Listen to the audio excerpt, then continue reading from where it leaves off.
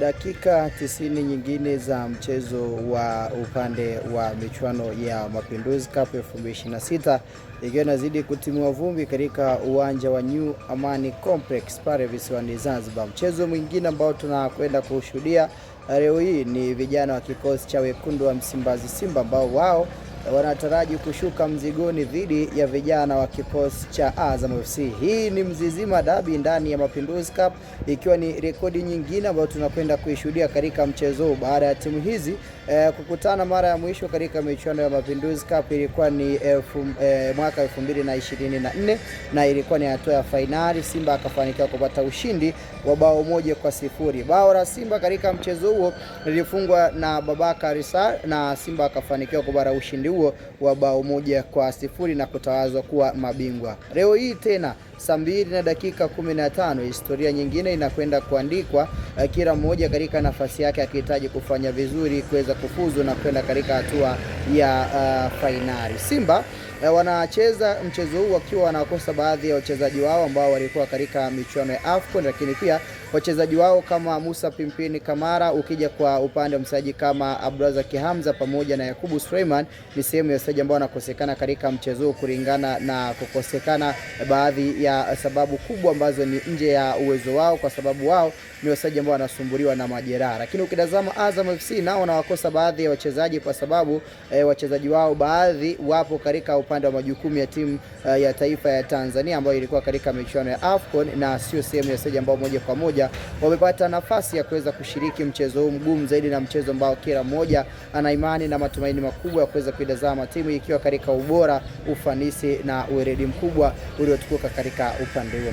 Mchezo kati ya Simba na Azam ni moja ya mchezo ambao kiukweli leo hii tunakwenda kutazama mchezo wenye hadhi ya fainali katika hatua ya nusu fainali, kila mmoja katika nafasi yake akiraji kufanya vizuri.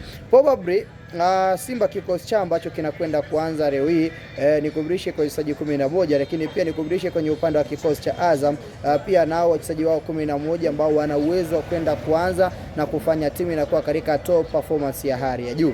Kikosi cha Simba ambacho kinaanza, golikipa ni Mwamba Hussein Aber, then fullback right beki namba 2 yupo David Kameta Duchu. 3 ni Anthony Mrigo, wakati mabeki wawili wakati ni Rushen Deluk pamoja na Shamu Karabwa ndio wanapata nafasi ya kucheza kama mabeki wawili wakati katika mchezo huu. Tukija katika upande wa nambari 6 ni Alassane Kante Kaisedo ndiye ambaye anacheza katika nafasi hiyo.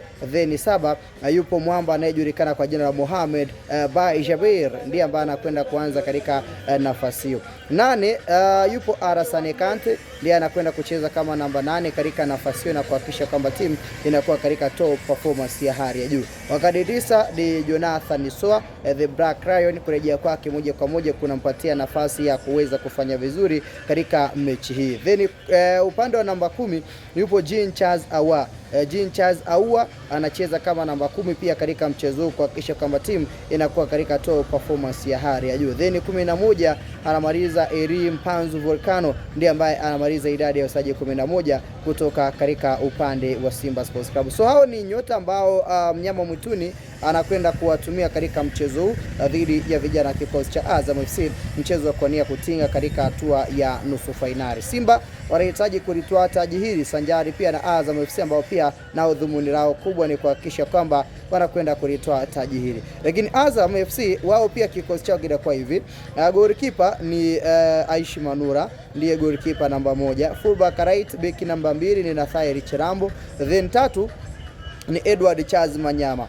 Mabeki wawili wakati ni Randy Zuzwa ambaye anakwenda kucheza katika mechi kama beki nambari 4 pamoja na Yerson Fuentes ambaye anacheza kama namba 5. Fuentes Mendoza ndiye anacheza katika upande huo yeye pamoja na Randy Zuzwa.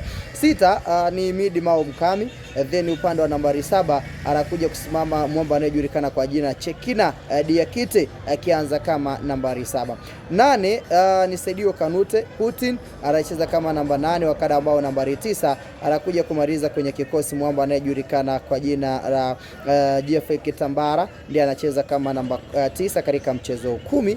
Yupo Zidane Serel anacheza kama namba 10 na 11 akimaliza mashine kweli kweli Tepes Evans katika upande. So hao ni nyota 11 ambao probably wanakwenda kuanza upande wa Azam FC. Hichi ndicho kikosi ambacho tunatarajia kutazama upande wa Simba wakiwa wananyukana dhidi ya vijana wa Azam FC, mchezo ambao moja kwa moja tunakwenda kushuhudia ukiwa unapiga toka saa 2 na dakika 15. Kwa vikosi hivi na hichi ambacho kinaonekana kama sehemu ya tathmini ya mchezo, ni nani unaamini anakwenda kupata ushindi na kwenda katika hatua ya fainali hatimaye kutoa ubingwa kati ya Simba dhidi ya Azam FC? Weka maoni yako, lakini pia usisahau kusubscribe kama ni mara yako ya kwanza ili uzidi kunufaika na kupata taarifa zote kwa kina. Hii ni Sky Media.